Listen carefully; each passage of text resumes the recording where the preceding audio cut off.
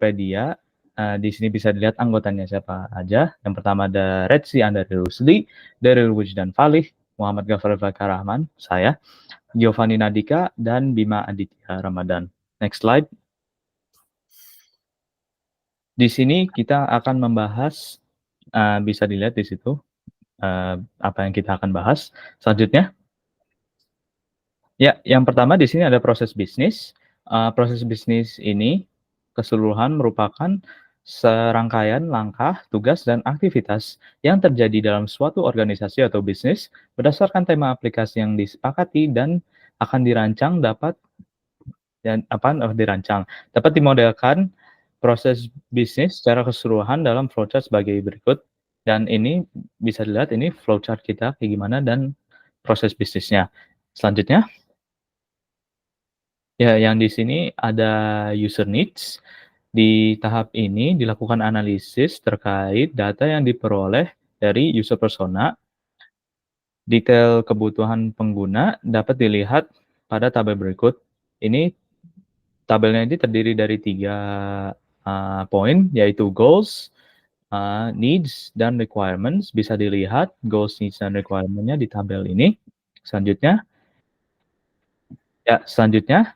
akan disampaikan oleh teman saya, Saudara Giovanni Nadika. Dipersilakan. Oke.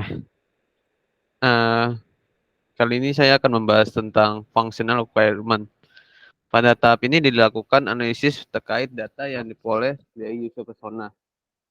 Detail kebutuhan pengguna dapat dilihat pada tabel berikut.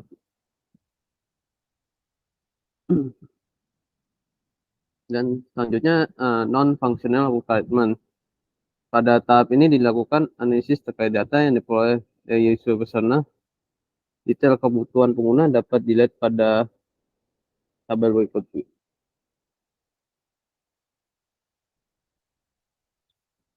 Dan yang terakhir ada mental model.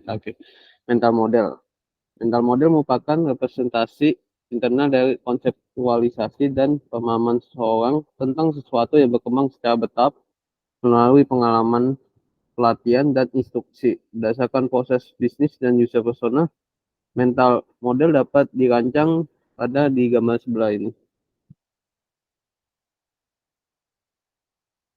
Oke, pada slide selanjutnya akan dijelaskan oleh rekan saya, yaitu Daryl. Baik, terima kasih. Selanjutnya ada konseptual model dari user pembeli terlebih dahulu. Jadi model konseptual adalah kerangka konseptual umum melalui mana fungsi-fungsi sistem disajikan. Hal ini menggambarkan bagaimana terbuka akan menampilkan objek, hubungan antar objek seperti objek, properti objek, dan tindakan yang akan dilakukan. Berdasarkan metal model yang telah ditentukan, konseptual model pada aplikasi Tokopedia yang kami rancang seperti ini dari sisi user pembelinya. Next. Ini dari sisi user penjual. Bisa dilihat di slide ini. Next. Ini ada task analis dari user pembeli, di sisi user pembelinya. Task analis merupakan serangkaian aktivitas yang mengubah sistem dari keadaan awal ke keadaan tujuan atau hasil yang akan diinginkan, atau akan dirancang. Selanjutnya akan disampaikan oleh Saudara Bima.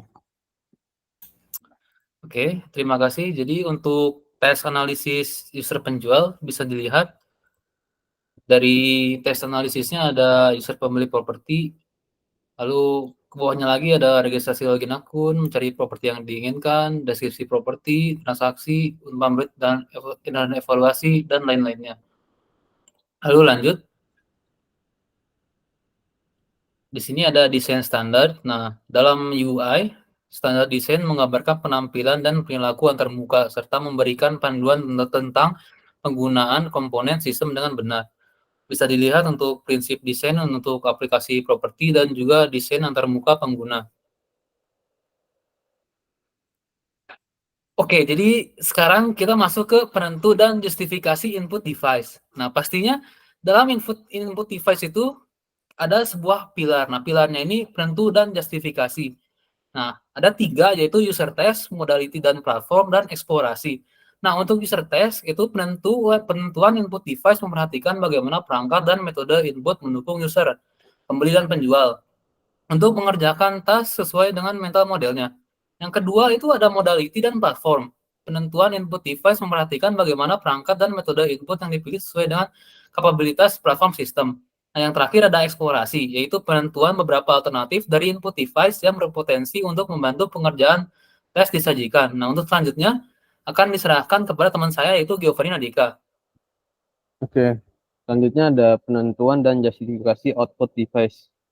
Menentukan output device yang digunakan oleh user dapat dilakukan dengan memperhatikan platform yang digunakan. Aktivitas user tersebut dilakukan untuk mencapai tujuan dan beberapa aspek berikut. Yang pertama ada modality.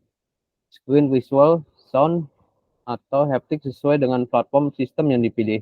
Yang kedua, feedback.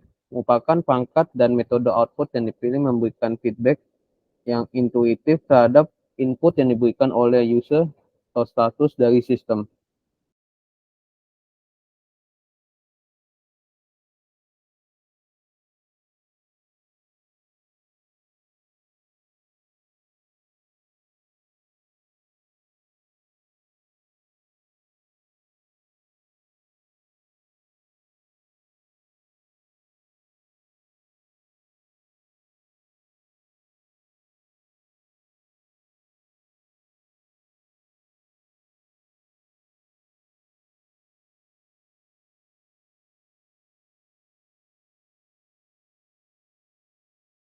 Selanjutnya ada pemilihan dan justifikasi teks dan pesan.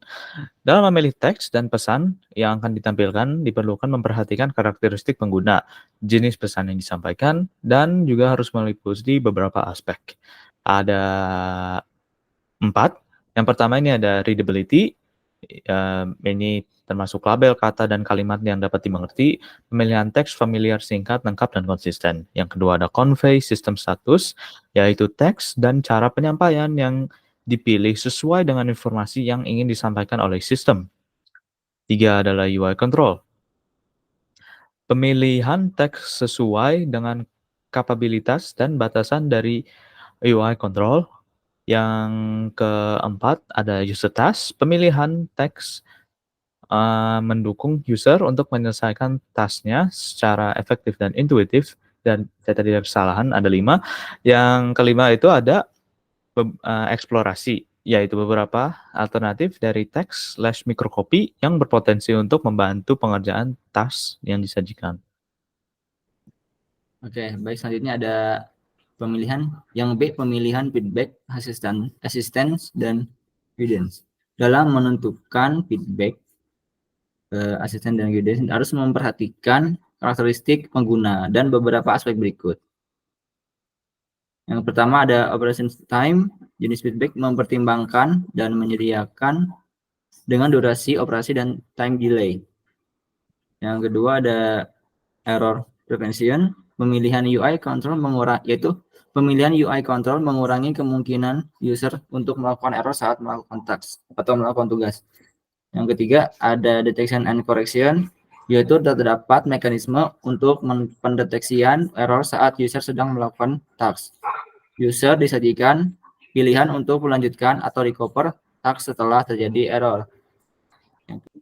Baik, di sini saya akan menjelaskan mockup serta ilustrasi dari penentuan dan justifikasi input device, output device, dan UI control. Nah, di sini bisa dilihat bahwa pertama kali masuk ke aplikasinya, jika Anda belum memiliki akunnya, maka Anda harus membuat akun terlebih dahulu di bagian sign up. Nah, bila sudah, Anda bisa lakukan login dengan memasukkan email serta password yang telah Anda daftarkan sebelumnya.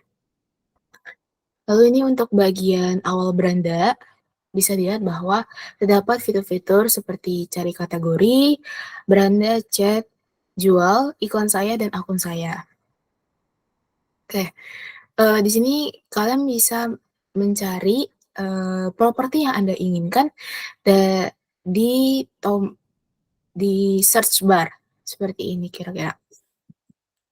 Lalu Anda bisa melakukan penawaran dengan penjual melalui fitur chat kurang lebih seperti ini.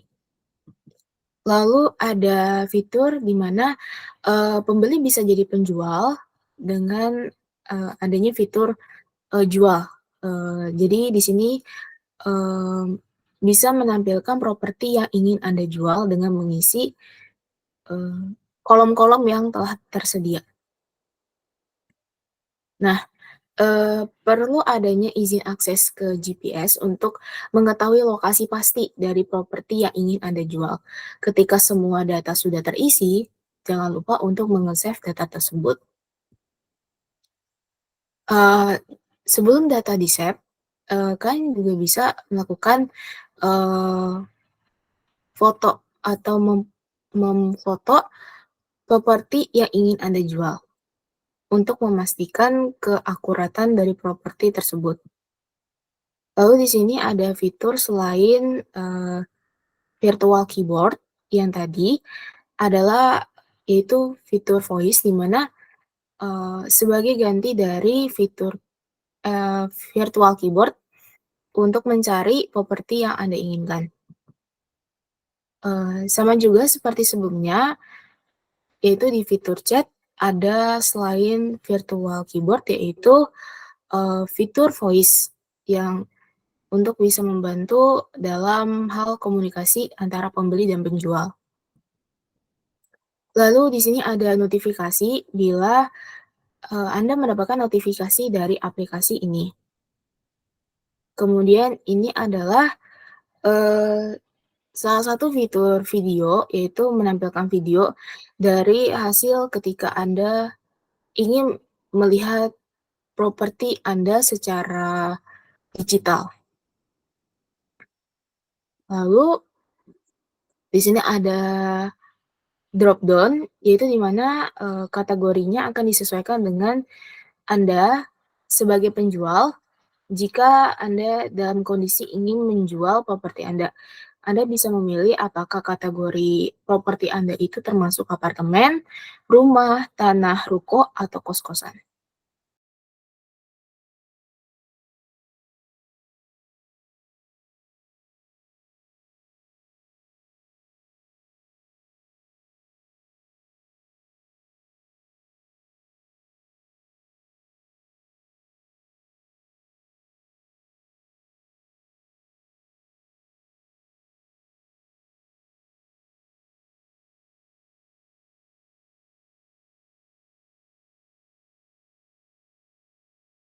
Ke beranda HP Anda, maka akan terdapat sebuah tulisan atau pesan yaitu tekan lagi untuk keluar untuk memastikan Anda benar-benar sudah keluar dari aplikasi tersebut. Lalu bisa lihat di sini bahwa ada aplikasi untuk melihat lokasi gitu dengan cara memencet lokasi tersebut. Lalu ketika aplikasi sedang ingin menghubungkan dari satu hal ke hal yang lainnya, akan memiliki tampilan sebagai berikut, yaitu sedang mencari hal yang ingin dicari, hal yang ingin kita cari. Lalu ada tampilan sedang memuat, sama seperti halnya yang sedang mencari. Oke, lalu ketika ingin mengubah password, itu akan ada tampilan seperti ini, password berhasil diubah, maka akan kembali ke halaman beranda yang awal. Lalu, jika penjual sudah berhasil menge-save data, maka akan ada tampilan yaitu properti berhasil diunggah. Lalu, akan terjadi error bila tidak kesesuaian antara password dan email, dan akan muncul peringatan seperti ini. Error atau password yang dimasukkan itu adalah salah. Di sini ada tampilan warning di notifikasinya, baik kepada pembeli ataupun penjual. Kurang lebih ini warning notifikasi untuk pembeli, lalu ini adalah warning notifikasi untuk penjual. Ini adalah keadaan jika terjadi error pada akun Anda. Akan muncul seperti ini bahwa akun Anda sedang dinonaktifkan sementara. Lalu Anda tidak perlu khawatir bahwa akun Anda tidak kenapa-napa, bisa menghubungi kontak tim dukungan dari kami. Lalu berikutnya, setelah Anda mengubah kata sandi, untuk memastikan akun Anda tetap baik-baik saja, maka akan tulisannya seperti ini. Lalu Anda akan disuruh login ulang ketika kata sandi Anda telah berubah. Jika Anda ingin logout dari akun Anda, kami akan memberikan peringatan bahwa apakah Anda yakin untuk keluar dari akun Anda? Bisa pilih iya ataupun tidak. Lalu, ketika Anda ingin berubah pikiran, tidak jadi menjual properti Anda, maka kami akan memberikan peringatan lagi, yaitu berupa apakah yakin Anda ingin menghapus properti ini, yaitu pilihannya iya ataupun tidak.